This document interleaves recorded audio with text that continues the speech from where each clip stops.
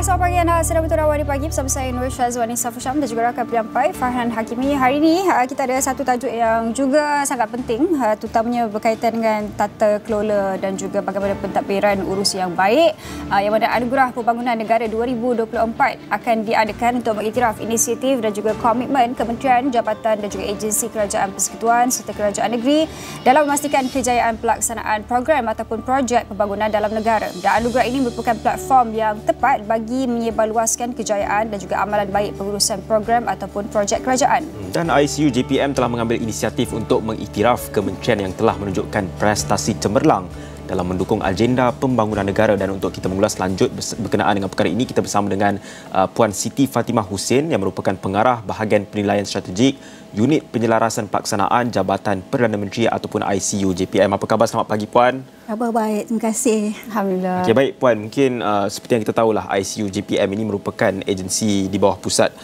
Jabatan Perdana Menteri yang sangat signifikan untuk agenda pembangunan negara. Mungkin boleh Puan kongsikan kepada pendengar pagi ini bagaimana ICU JPM berperanan dalam aspek pembangunan negara. Ya, okey. Sebelum tu, Assalamualaikum warahmatullahi wabarakatuh untuk semua pendengar, penonton setia bagi Astro Awan ni pagi. Terima kasih Cik Farhan. So saya nak kongsikanlah terlebih dahulu sebelum terjah kepada peranan dan ICU JPM ni.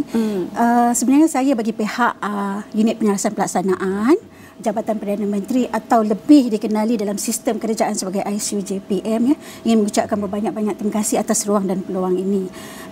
Mungkin kami boleh kongsikan apakah inisiatif yang dibawa oleh ICU JPM dalam konteks pembangunan negara.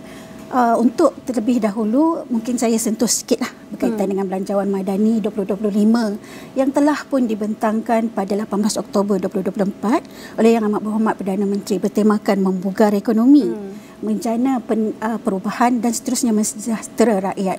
Di sini kita memberi tumpuan untuk mencapai dan merealisasikan aspirasi Malaysia Madani itu sendiri.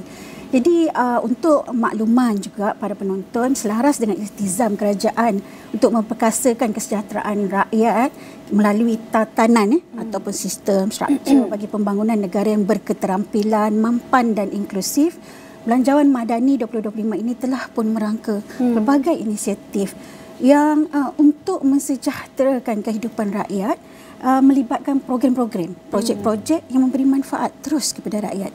So, jadinya dalam konteks ini Belanjawan Madani 2025 telah pun memperuntukkan sebanyak RM86 bilion daripada keseluruhan belanja pembangunan daripada keseluruhan 421 bilion yang telah pun diluluskan sebelum ini. Okey, untuk makluman, dari sinilah semua inisiatif yang dirangka berkaitan dengan program dan projek pembangunan ini memerlukan penyelarasan, pemantauan dan juga penilaian oleh satu agensi untuk memastikan segala agenda nasional ini mencapai matlamat yang disasarkan. Kat situlah titik permulaan ataupun asas kepada peranan ICU JPM itu. So dia bermula dengan belanjawan, peruntukan pembangunan. Kalau boleh saya kongsikan. Ya, boleh silakan. Latar belakangnya lah, kita ICU JPM telah pun diwujudkan lama dahulu, lebih 5 dekad yang lalu sebenarnya. Pada tahun 1971 susulan daripada pengenalan dasar ekonomi baru. So pada ketika itu memang kita telah pun melaksanakan fungsi menyelaras, melaksana, memantau, malah menilai program dan projek yang telah di bawah mekanisme Majlis Tindakan Negara. Dan di samping itu, kita ICU JPM juga melaksanakan program pembasmian rakyat, di mana pada masa ini lebih dikenali sebagai program kesejahteraan rakyat.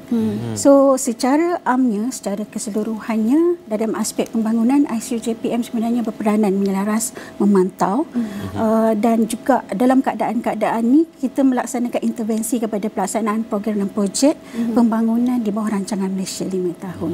So itu adalah asaslah dan setakat pengenalan berkaitan dengan ICU JPM. Okey, dan melalui peranan yang dimainkan oleh ICU JPM ini dengan penganugerahan yang akan dijalankan Anugerah Pembangunan Negara 2024 menerusi belanjawan seperti yang Puan bentangkan tadi juga, ceritakan sedikit sebanyak projek dan juga akan adalah program-program yang akan dilaksanakan. Jadi bagaimana mekanisme penelitian dan juga penilaian dari segi mungkin tadbir urus yang baik untuk melaksanakan semua projek tersebut diambil kira bagi Anugerah Pembangunan Negara ini?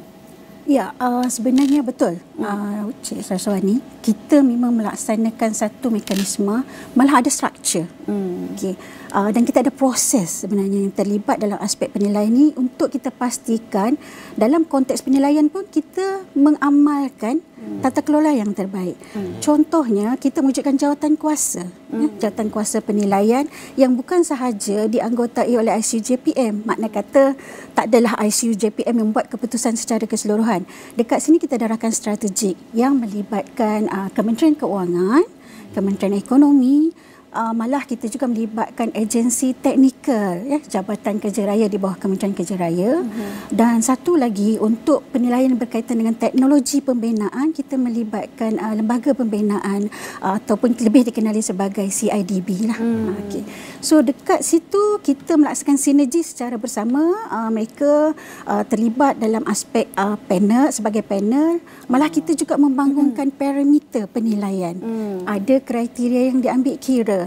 Dan bagaimana kita selaras atau selari, malah kita patuh kepada prosedur-prosedur, dasar-dasar dan peraturan-peraturan kerajaan.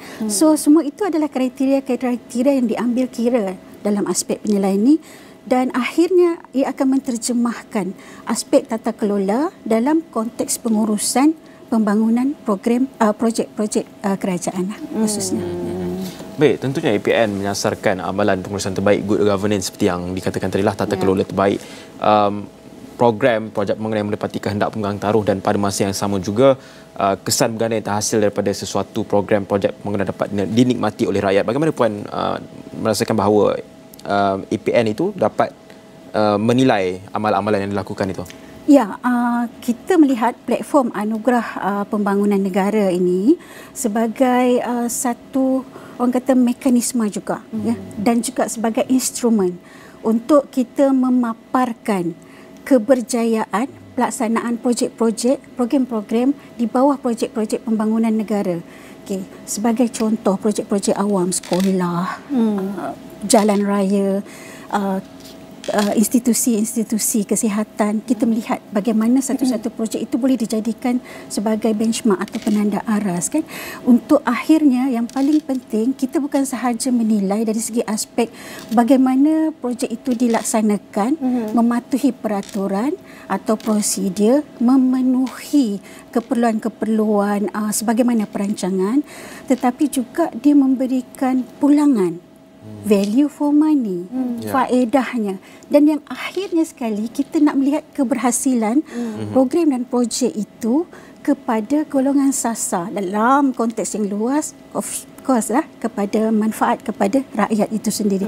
So kesemua ini sebenarnya kita perlu terjemahkan, dan inilah yang kita angkat kepada kementerian-kementerian yang telah pun memberikan komitmen, telah pun berusaha keras sedaya upaya untuk melaksanakan projek-projek dan program-program pembangunan yang telah pun dirancang di bawah belanjawan semasa, dan kita angkat untuk dijadikan sebagai panduan, rujukan, dan selain daripada pengiktirafan itu sendirilah, dan publik juga, rakyat juga boleh melihat mana-mana projek-projek, program-program pembangunan ini yang sampai kepada mereka, yang dirasai oleh rakyat itu sendirilah.